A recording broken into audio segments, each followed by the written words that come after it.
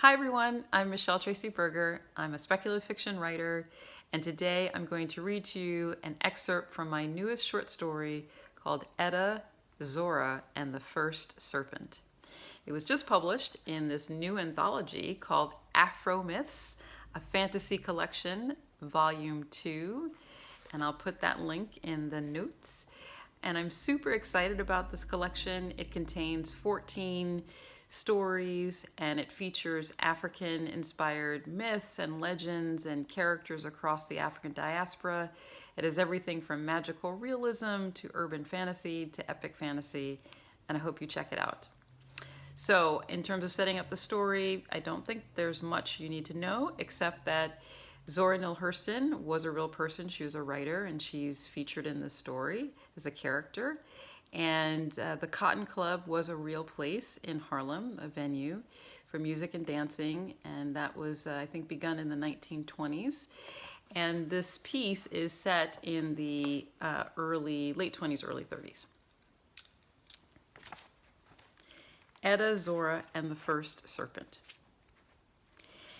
Etta knew that no one should talk openly about spirits. As she listened to the writer, Zora Neale Hurston, spin a tale to the room of guests, she also knew that this charismatic, 6-foot-tall, big-boned woman with a dimpled face was trouble, plain and simple. While other partygoers danced at the front of the apartment to the tunes of Cab Calloway and Louis Armstrong, many were crammed in this back room, hanging on Zora's every word. She'd been holding court like that for the last half hour. Etta sat at a small round table on a hard chair, squashed between two large men. She flexed and pointed her foot, as was her dancer's habit. She gathered that most of the people here were like Zora. Writers, actors, spiritualists, strange people. She didn't belong. Etta knew about spirits, though, haints and night shifters, from her grandmother and her own eyes. Her family grew up with a house spirit, a mean, frightening thing. Loved to make bloodstains appear on her mother's clean laundry.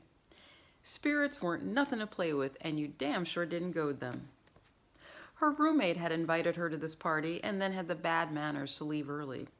She should have followed, but she couldn't take her eyes off Zora. No one could.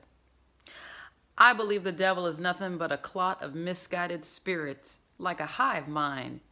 One is called the First Serpent, and that's who I want to find, Zora said.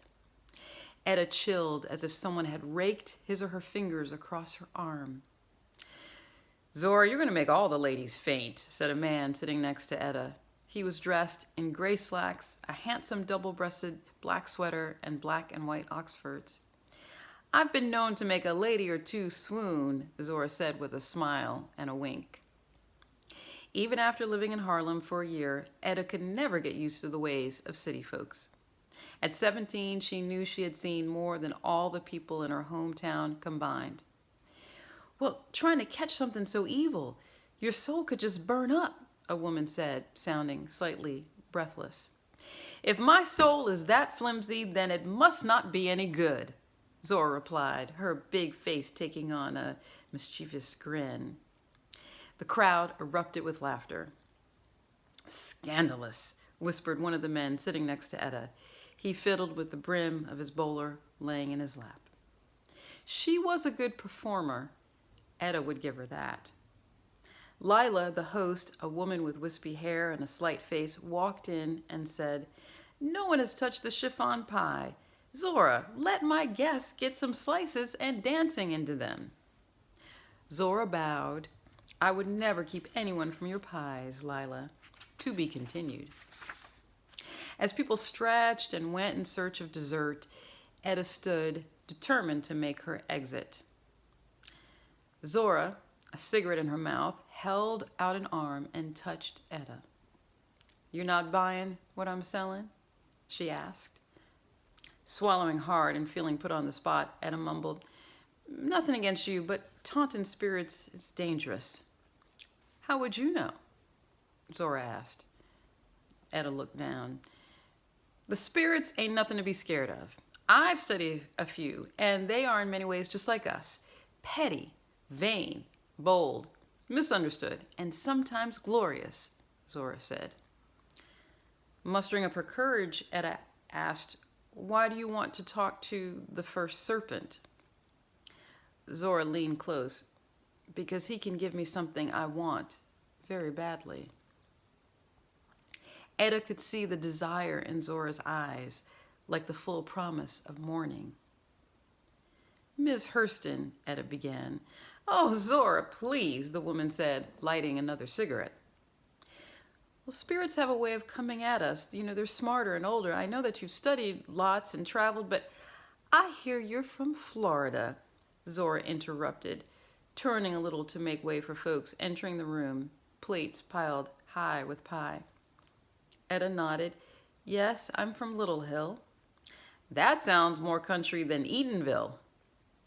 "Someone from my home state," Etta perked up. "It is. You blink and you'd miss our main street and the general store." The cigarette smoke made a halo around Zora's head. "Working at the Cotton Club, I hear," Zora said, stubbing out the butt in a nearby ashtray. Etta took a step back. "You keeping tabs on me?" Zora wiggled her eyebrows.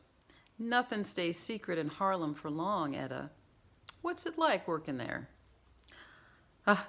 They put all the light girls up front," Etta said, her hands springing up to cover her mouth. She looked around to see if anyone else had heard, a flush creeping across her cheeks. "Never mind."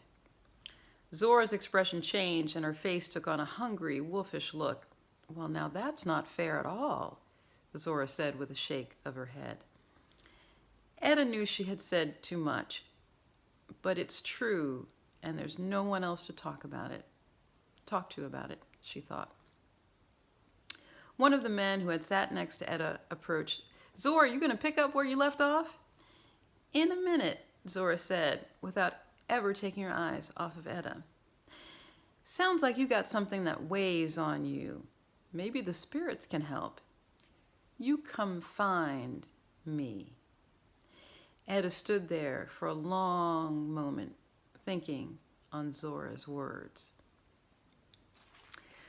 Well, that is a snippet from Etta, Zora, and the First Serpent. And let's just say that Zora does entangle Etta into a situation where Etta agrees to dance to help call up the First Serpent. And as you can imagine, things go awry. Thanks for hanging out. And again, this is from Afro Myth 2, a fantasy collection. And I hope you check it out. And thanks.